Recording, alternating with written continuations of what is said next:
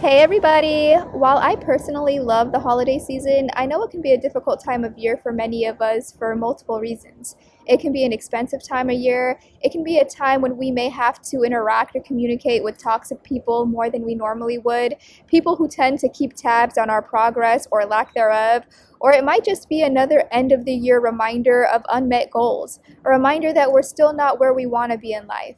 But I promise you that whatever issues you're facing, there's always someone who's wishing they had your problems in place of theirs.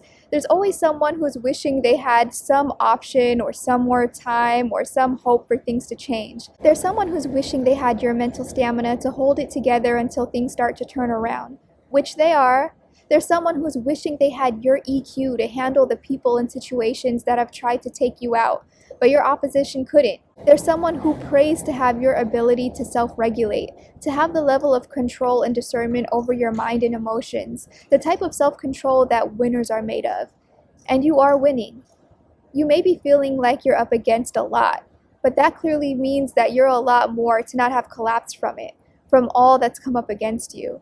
And as for the people who've been repeatedly coming up against you, the ones that you just can't figure out what their problem is, you don't get why they're so fixated on you, why they're so obsessed with seeing you fail when you're just trying to keep it together, so you don't see what validation or satisfaction they could possibly get from wanting you to fail. You just don't get what it is about you they're so fixated on. It's your existence they hate. Your authenticity triggers their demons. And the amount of protection and bounce back you've managed to pull off after everything they tried to throw at you is proof that God is real. Only God could be protecting you from the demonic fixation they've conjured up against you. Your existence proves that God is real, and that is triggering the life out of them. That is torturing them beyond what you can imagine, beyond what you could possibly fathom. And the reason your proof of God triggers them is that if there is a God doing all he's done to protect you, while they've been doing all they've done to afflict you, then they're in quite a bit of trouble now, aren't they? Because if God would do all that to protect you, imagine what he's going to do about them. Some people can only believe in evil and wickedness. They thought the goodness in you was either fake or dumb or both. And they think the naivety of being good would be in vain. But you're proof that goodness is not in vain. You're proof that God is real. And it's scaring the crap out of them. God's been blocking all their attacks. God's been raising you up after every single thing they've tried to do to take you down. It's your mere existence that's triggering them. It's the fact that you can still smile and laugh and forgive and carry on. It's the fact that your spirit and your favor is still intact. It's the fact that your continued love for life proves your enemies aren't as strong as they thought they were, and that you weren't nearly as weak as they thought you were. The way you simply carry on, so effervescently, it's driving them mad. Because as you continue to head up, it proves that they will inevitably be coming down. Because if God would protect you like that, imagine what he's going to do about them. They know what they tried to do.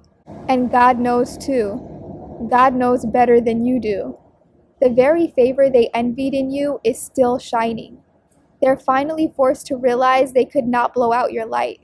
God's been blocking all their blows and backfiring it on them. And you still have God's favor. They know everything is going to come back together for you. They know you're going to come back even greater than you were to begin with. And God allowed as much to happen as was needed to expose the wolves in sheep's clothing that you've had around you. God allowed as much as was needed for you to rip the masks off their faces. Because when God gets ready to elevate you to your promised land, the blessing with no sorrow added, the land flowing with milk and honey, he wants you to be clear on who can't come with you. For many of us, we can't bring anybody with us, but don't feel sad about it. You might think that you're losing all your friends and family, but those weren't your friends, and that's not family. Those were demons who were trying to pull you down and out while you were trying to pull them up and help them out. God won't let you into your promised land if you're going to bring parasites with you who will contaminate and derail everything he's trying to bring you into. You have to leave behind the people God has clearly exposed to you. And the best part is, when you reach the promised land, you'll find your new family, a true family, a real family, with the qualities you always wanted in people in your life. Your new family will have the loyalty, the trust, the empathy, the respect, the love, and maturity and mentality you always needed in a family, in a community, in your circle. You'll have the type of advisors, of mentors, of fairy godmothers, and sisters and brothers, and aunts and uncles you deserve, that you need.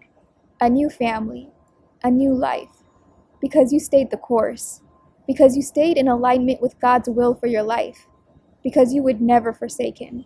I hope you take tonight's message to heart. If you find my channel helpful, I hope you'll subscribe and turn on your notifications so you don't miss a message. Pressing the like button also helps me reach more people in need of this message. I post daily, so I'll be back with a new message soon. In the meantime, keep your heads up, my brothers and sisters. Stay prayed up. I love you all, and I'll talk to you soon. Bye.